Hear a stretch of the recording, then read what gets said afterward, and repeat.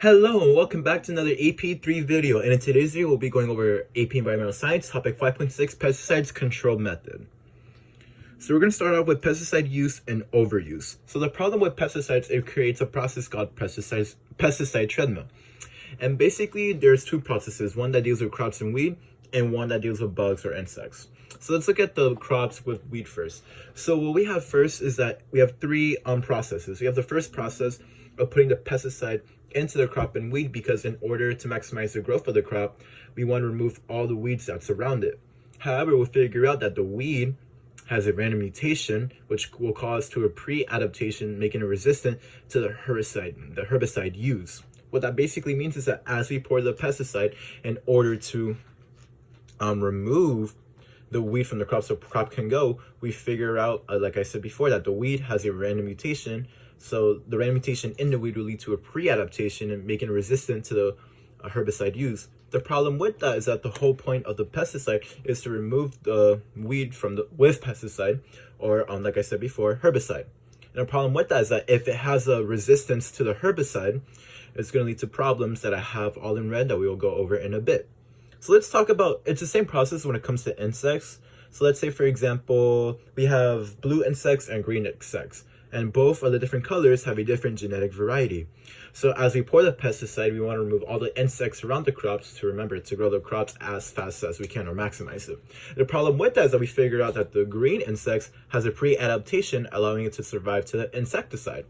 Basically means that as time processes, when we poured the pesticide to the insects, we're going to figure out that we're going to have more green insects than blue insects. And as we said before, because it has a pre-adaptation, we're going to have to use more pesticides in order to maximize the growth of the plant, so that either the weeds or the insects can die. The problem with that is that we use more herbicide or even insecticide, or just pesticides in general. We have to use either more pesticides in order to kill the weed or the insects, or a stronger concentration. The problem with that is we use it more and more and more. It's going to lead to other problems if we use too much pesticide.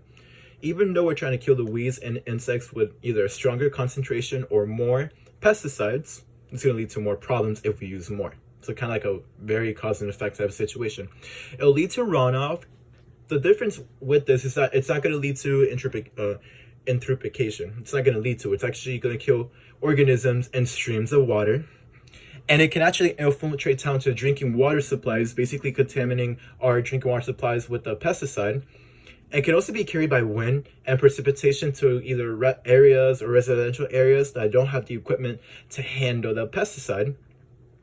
And the persistence in the pesticide basically meaning that if it doesn't easily gets drained, or if it doesn't easily break down into the crops, and it's in a non-toxic contaminant environment, it's basically the pesticides, because its persistence is going to last longer, it's going to create a threshold that will make a toxic environment, which will kill organisms in the process. So that's basically pesticides treadmill, the cause and effects of it.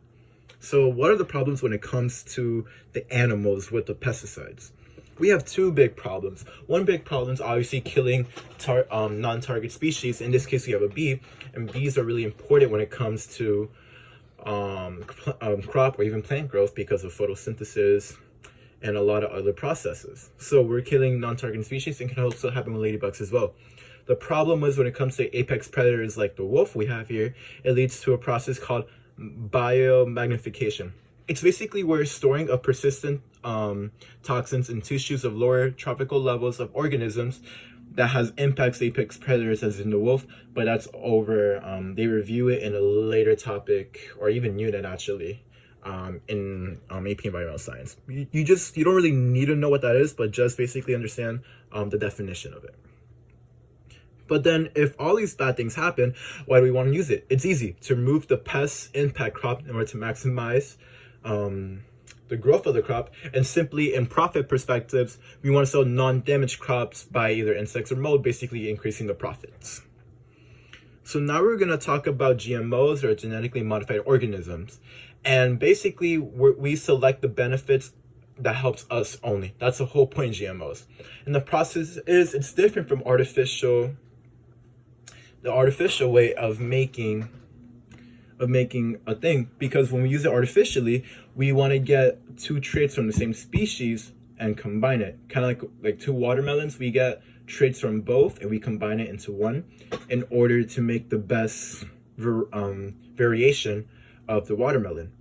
With GMOs, we select a genetic material from one organism that you want and insert it into a different species. You select a genetic material from one organism that you want and you insert it into the genetic material of a different species. In this case, I showed an example. The bacteria has its own pesticide. And what we want to do with that pesticide and the bacteria, we want to isolate the genetic material of that one trait of the pesticide, and we want to add it into the corn in order to exclude its own pesticide instead of spraying it with instead of spraying it with a pesticide, it's gonna have the trait of the pesticide from the bacteria in order to resist insect damage. Good thing about it is obviously it's gonna maximize the growth of the crop, and we can make it many things. We can make it drought resistant, insect resistant, depending on what you want. You can add it to maximize the growth of it. It can also become herbicide resistant or weed resistant, and we can put it in an easy and early application of herbicide without crop damage at all. And crops can even produce their own pesticide, which reduces the use of artificial insecticides. Now, the bad thing about it is that if we put PT crops, it may kill non-target species, and it can lead to insecticide resistance pests through pesticide treadmill, and we gotta do that whole process again, which will lead to the problems that we just did previously. And monoculture will limit genetic variety, can be susceptible to unforeseen change in the environment. See, these are the good thing about things about GMOs. And it's different again with artificial, because artificial, we use the same species. In this case, we use two different species as we used a bacteria and corn, which are different species. So when it comes to monoculture, everything's uniform and the genetic material in each plant is very consistent. However, if a new pest, fungi, mold, or even insect, the genetic variety of some crops might not be able to survive it. Now, if something comes through that doesn't have no adaptations existing in the crops, so basically all the crops are going to get wiped out. So if something comes in through that there's no pre-adaptations existing in the crops, all the crops can be wiped out because they have, again, very consistent genetic material in the plant.